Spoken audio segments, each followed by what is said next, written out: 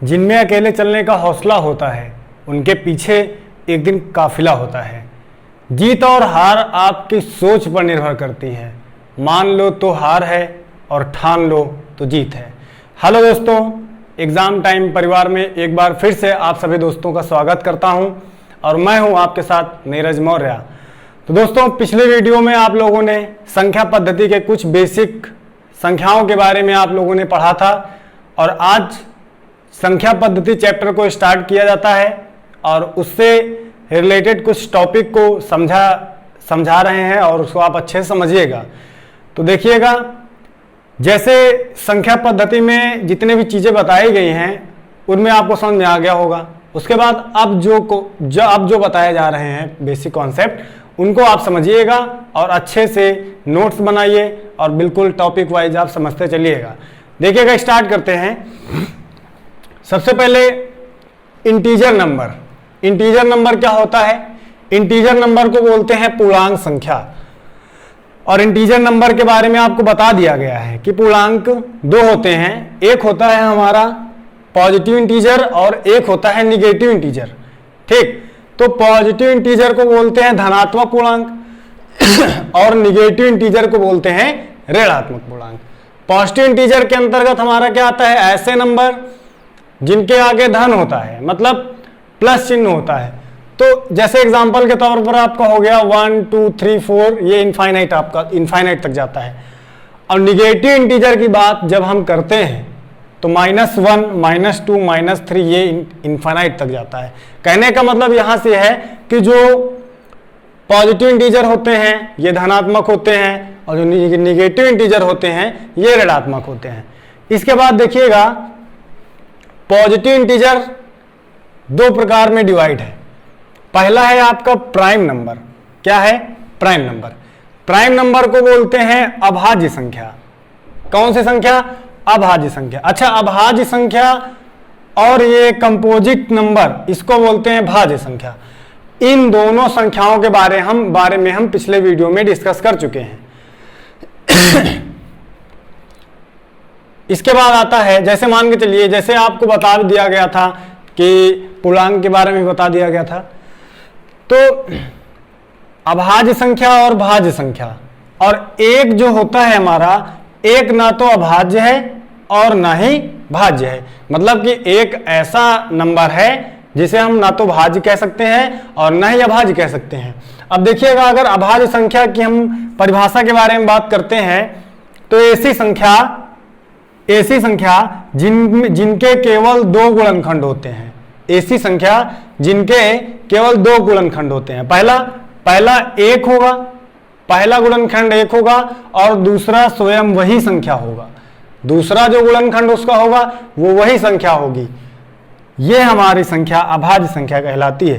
कहने का मतलब ये कि ऐसी संख्या जिनके गुणनखंड केवल एक होते हैं या स्वयं संख्या वही होती है, वो हमारी अभाज्य संख्या कहलाती है। अभाज्य संख्याएं जैसे एग्जाम्पल देखेंगे, 2 3 5 7 11 13 17 19 23 29 31 37 41 43 47 53 59 61 67 71 73 79 83 89 97। ये हमारी सारी जो है अभाज्य संख्याएं हैं। 100 तक अभाज्य संख्याओं को बताया गया है यहाँ पर। और 100 तक अभाज्य संख्याएं कितनी होती हैं? 25 होती हैं। 100 तक अगर क्वेश्चन पेपर में आता है तो 100 तक अभाज्य संख्याएं कितनी होती हैं? 25 अभाज्य संख्याएं होती हैं। इसके बाद आता है भाज्य संख्या। भाज्य संख्याएं क्या होती हैं? ऐसी संख्या जिनके केवल दो से अधिक गुणनखंड होते हैं, भाज्य संख्याएं कहलाती हैं। कहने का मतलब ऐसी संख्याएं जिनके दो गुणनखंड होते हैं या दो से अधिक गुणनखंड होते हैं, ये हमारी भाज्य संख्याएं कहलाती हैं। जैसे हमारा 4 के गुणनखंड की अगर हम बात करते हैं तो 4 हमारा 1 2 4, मतलब हम 4 को लिख सकते हैं, 4 को या तो 4 गुणे 1 लिख सकते हैं या लिख सकते हैं 2 गुणे 2 बराबर 4, और या फिर हमारा क्या आ सकता है? 1 आ सकता है। क्या आ सकता है? 1 गुणे 4 बराबर 4। तो ये 4 लिख सकते हैं हम। इसके बाद आता है 6 के गुणनखंड। अगर देखेंगे तो 6 के गुणनखंड हमारे यहाँ से बनेंगे। 6 को हम क्या लिख सकते हैं? या तो हम लिख सकते हैं 2 2 का गुणा 3 से करेंगे तो 6 मिलेगा, या 3 का गुणा 2 से करेंगे तो 6 मिलेगा, या 6 का गुणा हम 1 से करेंगे तो 6 मिलेगा, और या 1 का गुणा 6 से करेंगे तो 6 मिलेगा। तो ये थी भाज्य संख्या के बारे में विस्तार से बताया गया। अब इसके बाद आगे देखिएगा, इसके बाद आता है अभाज्य संख्याएं। अभाज्य संख्याओं को 3 भागों में विभक्त किया गया है। अभाज्य संख्याओं को 3 भागों में विभाजित किया गया है। पहला आपका आता है आपेक्षिक अभाज्य संख्या। क्या आता है? आपेक्षिक अभाज्य संख्या।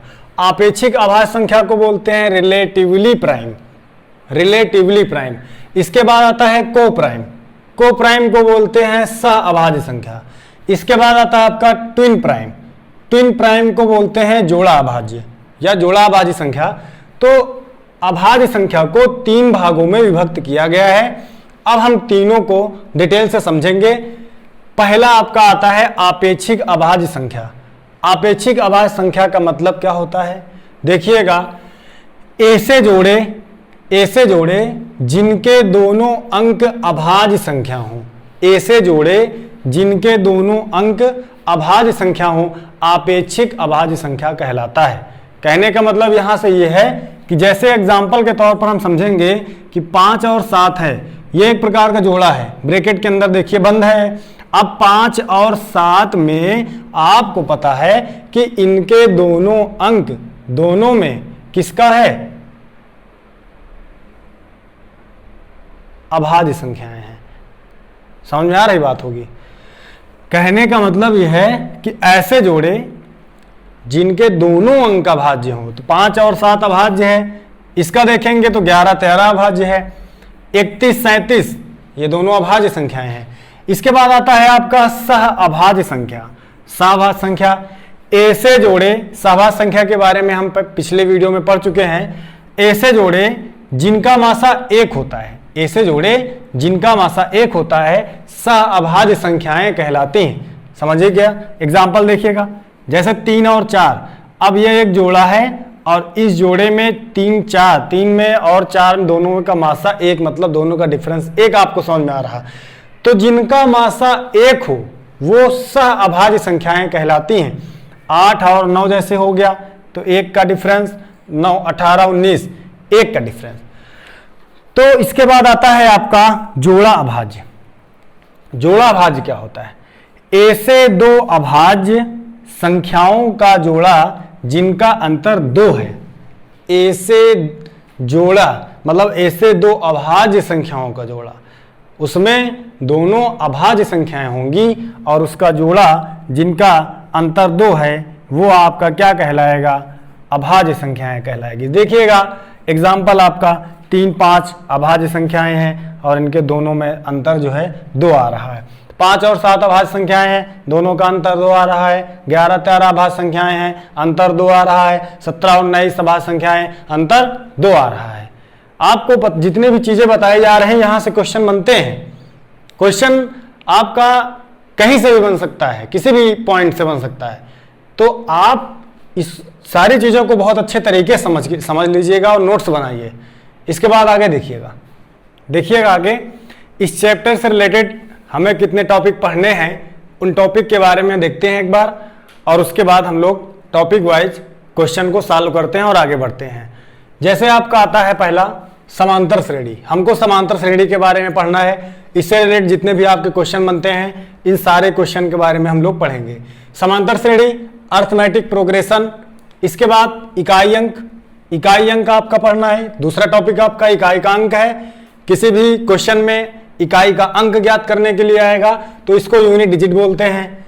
शून्यकों की संख्या हमको पढ़ना है। हमारा तीसरा टॉपिक रहेगा शून्यकों की संख्या, ट्रेलिंग नंबर ऑफ जीरोस, इसको बोलते हैं trailing number of zeros.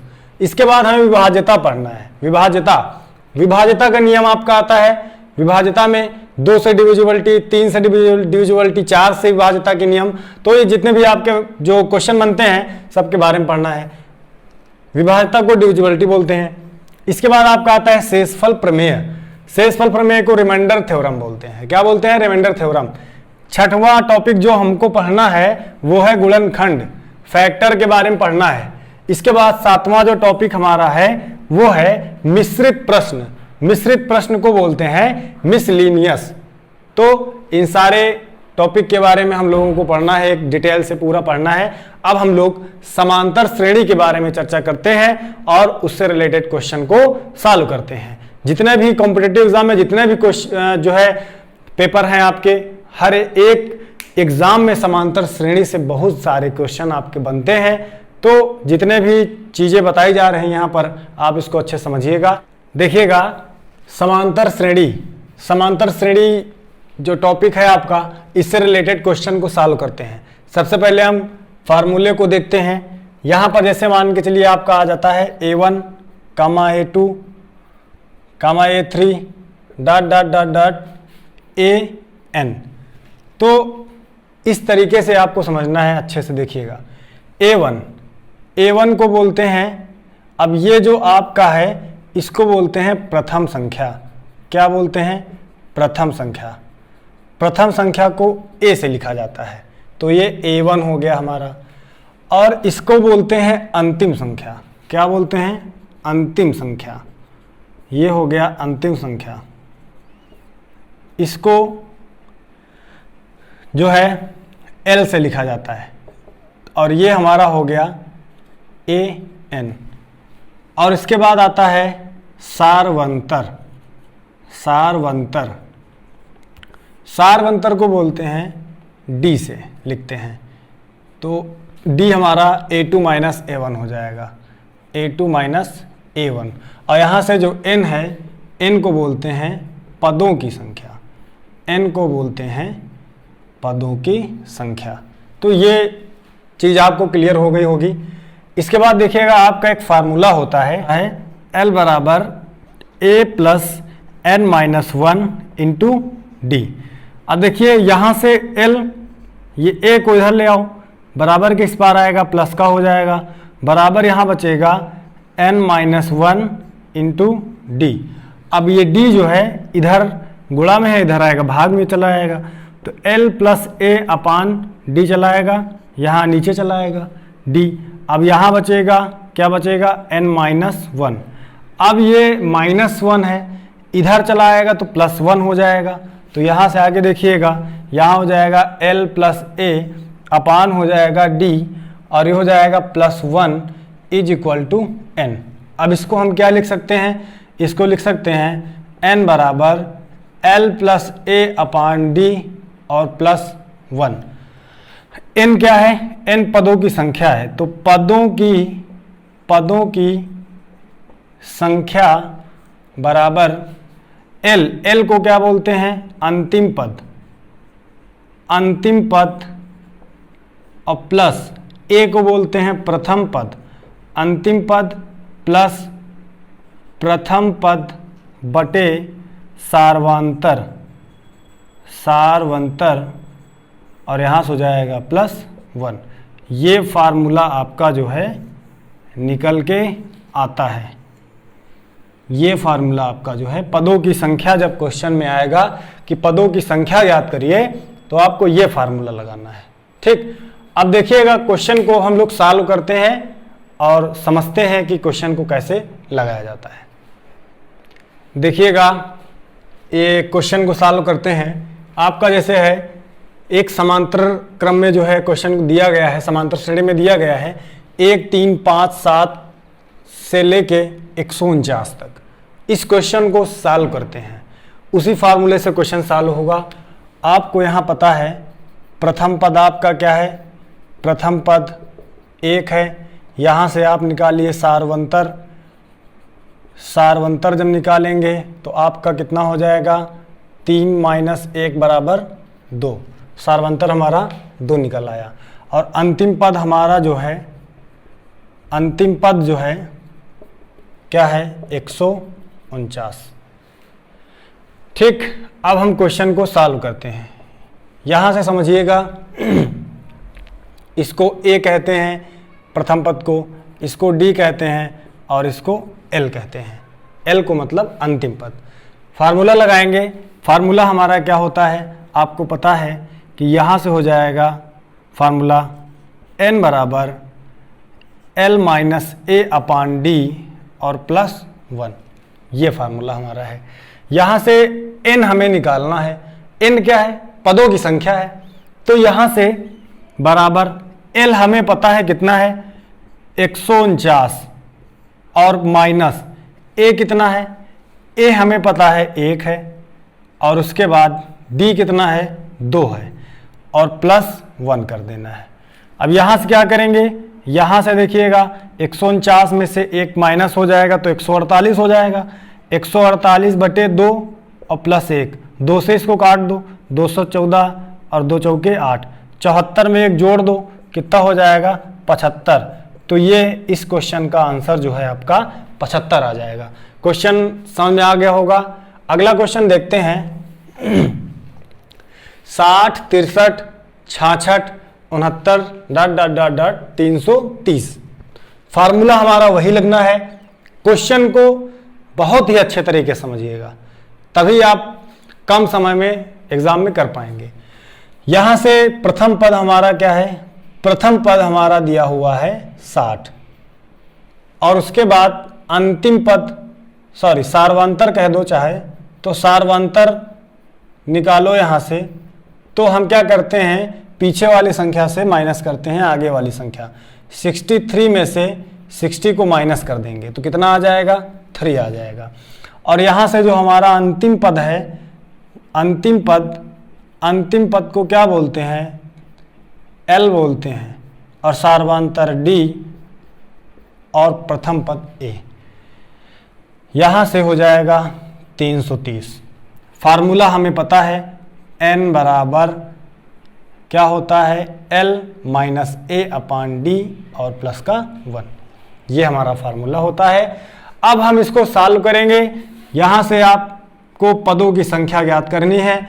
n आपको पता है, L आपको पता है कितना है? 330 माइनस A आपको पता है 60/D, D कितना है? 3 और यहाँ से +1 हो जाएगा। यहाँ से 330 में 60 आपको माइनस करना है तो यहाँ से n बराबर आपको मिल जाएगा 270 मिल जाएगा और बटे हो जाएगा 3। माइनस करके देखिएगा आप, 330 60, 13 में 6 गया 7 और यहाँ 2, तो 270 हमें मिला। 270/3 और +1। अब आगे क्या करेंगे? इसको डिवाइड कर दो, क्या हो जाए? 3 9 27, तो यहाँ से हो जाएगा 90।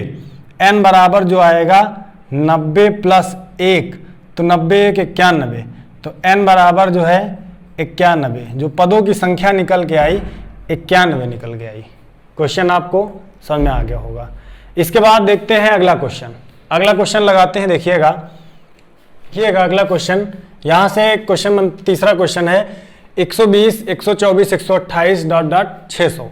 ये क्वेश्चन समांतर श्रेणी में दिया हुआ है और आपको A पता है। A कितना है? 120 है। D कितना है? 124 माइनस 120 बराबर कितना आ जाएगा आपका? 4। और L कितना है आपका? 600। फार्मूला आपको क्या पता है? फार्मूला होता है n बराबर L माइनस A/D प्लस का 1। ये फार्मूला होता है। उठा के रख दो फार्मूले पे। यहाँ क्या करना है? L बराबर 600 दिया हुआ है, माइनस A 120 दिया हुआ है, बटे D कितना दिया हुआ है? D हमें 4 दिया हुआ है। क्वेश्चन को सॉल्व करते हैं। 600 में 120 को माइनस करोगे कितना आएगा? 480 आएगा। देखिएगा 600 में 120 को माइनस किया जाए तो यहाँ से हो जाएगा 10 में 2 गया 8 और यहाँ बचा 5 में गया 4, कितना आया? 480।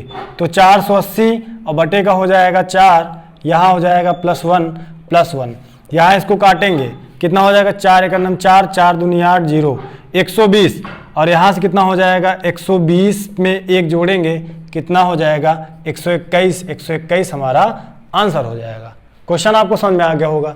इसके बाद देखिए अगला क्वेश्चन। अगला क्वेश्चन क्या कह रहा है कि 1 से लेकर 1000 तक ऐसी कितनी संख्याएं हैं जो 3 से विभाज्य हैं? 1 से लेकर 1000 तक ऐसी कितनी संख्याएं हैं जो 3 से विभाज्य हैं? तो इन्होंने कहा भैया 1 से लेकर 1000 तक 3 से विभाजित नंबर को हमको छांटना है। तो पहला तो हमारा 3 ही हो जाएगा, दूसरा 3 दूनी 6 हो जाएगा, 9 हो जाएगा, 12 हो जाएगा, डॉट डॉट कहाँ तक 1000 के अंदर रहना है। तो 1000 के अंदर हमारा 999 एक ऐसी संख्या है जो 3 से विभाज्य हो जाती है। तो हम यहाँ क्या कर देंगे 999। अब यहाँ आपको सारी चीज़ें पता हो गई हैं। यहाँ से आपको a बराबर 3 हो गया, d निकालेंगे 6 - 3 बराबर 3 हो गया। यहाँ से l आपको पता है 999 हो गया। फार्मूला आपको पता है क्या है, यहाँ से देखिएगा n बराबर होता है l - a/d और माइनस प्लस का 1। अब यहाँ से क्या करेंगे, क्वेश्चन को सॉल्व करेंगे। देखिएगा n बराबर l आपको पता है 999 माइनस a कितना है, a आपका 3 है, बटे d कितना है 3 है, प्लस का 1। अब यहाँ से माइनस कर देंगे, कितना हो जाएगा 996 और बटे का 3 प्लस का 1। 3 से काट देंगे इसको, 3 त्रिका 9, 3 त्रिका 9, 3 दून 6। अब 332 में 1 जोड़ दीजिए, कितना आ जाएगा 333। ये हमारा 333 आंसर हो जाएगा। यानी कि 1 से लेकर 1000 तक 3 से विभाज्य होने वाली 333 ऐसी संख्याएं हैं जो 3 से विभाज्य हो जाएंगी। समझ में आ गई होगी बात। स्क्रीनशॉट ले लीजिएगा इसका। देखिएगा इसके बाद अगला क्वेश्चन है हमारा, 1 से लेकर 1000 तक ऐसी कितनी संख्याएं हैं जो 7 से विभाज्य हैं। 1 से लेके 1000 तक ऐसी कितनी संख्याएं हैं जो 7 से विभाज्य हैं। क्वेश्चन को सबसे पहले समझिएगा। जो तरीका पहले क्वेश्चन बताया गया, ऐसा क्वेश्चन आपको भी जस्ट बताया गया है, समझिएगा। सबसे पहले तो अगर हमें नहीं आता है, जैसे मान लीजिए 1000 है, तो 1 से लेकर इन्होंने 1000 तक संख्याएं पूछी। 1000 को आप क्या कर दीजिए 7 से डिवाइड कर दीजिए। तो 7 से जब डिवाइड करेंगे, 7 × 9 7 बचा यहाँ 3, 7 दूनी 14, 7 त्रिक 21, 7 चौक 28, 4 बार जाएगा। और यहाँ हो जाएगा 2, ये कैंसिल हो जाएगा 0, और यहाँ से हो जाएगा 7 दूनी 14, और आया कि इसका शेष फल कितना आया 6। इस शेष फल को 1000 में माइनस कर देना है। 1000 में आपको माइनस करना है 6 माइनस करेंगे, कितना हो जाएगा 4, यहाँ बचा 9 और यहाँ बचा 9, 994। तो अब यहाँ से 1 से लेके 1000 तक संख्याएं जो बनेंगी उनको बनाना है। यहाँ से हो जाएगा 7, फिर क्या हो जाएगा देखिएगा 7 हो जाएगा, इसको हटा देते हैं।